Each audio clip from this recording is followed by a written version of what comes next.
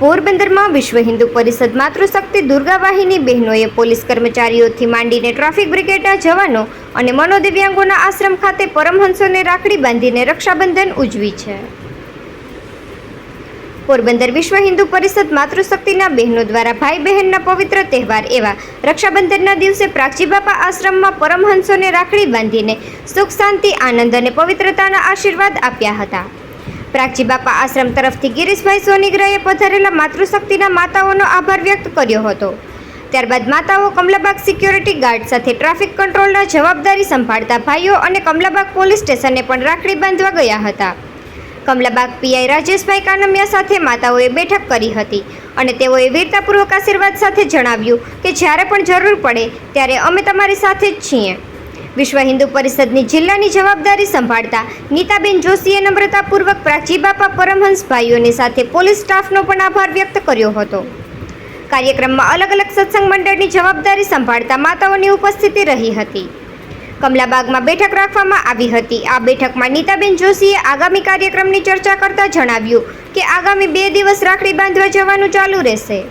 પોરબંદરમાંથી સેવાકીય સંસ્થાના જે કોઈ બહેનોએ આવવું હોય તે માતૃશક્તિ બહેનોનો સંપર્ક કરવા જણાવ્યું હતું। નિકુલ પોપટ, પોરબંદર ટાઈમ્સ।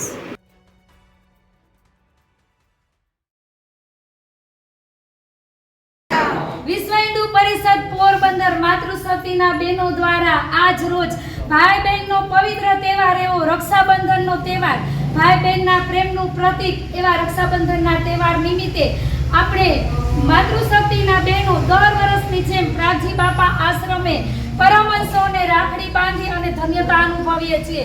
તો આ વર્ષે પણ આપણે પ્રાગજીબાપા આશ્રમે પરમહંસોને માતાઓ દ્વારા રાખડી બાંધવામાં આવી છે, દુર્ગા વાહિની દીકરીઓ દ્વારા રાખડી બાંધવામાં આવી છે। તો બધા પરમહંસોને આપણે ભગવાન પાસે પ્રાર્થના કરી કે દીર્ઘ આયુષ્ય મળે અને સુખ શાંતિ આનંદ અને પવિત્રતા એના જીવનમાં સદાય વરસતી રહે। જય શ્રી રામ, જય શ્રી રામ।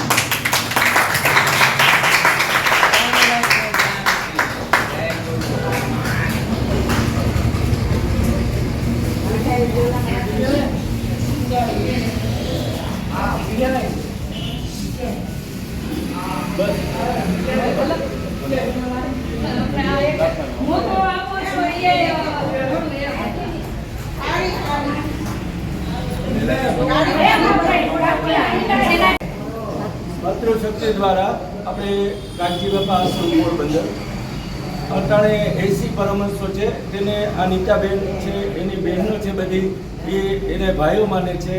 એ લોકો રક્ષાબંધનના દિવસે રાખડી બાંધવા આવ્યા છે અને ભાઈઓને આશીર્વાદ લે છે અને બહુ સારું કામ કરે છે, ખૂબ સારું કામ કરે। ધન્યવાદ છે બહેનોનો।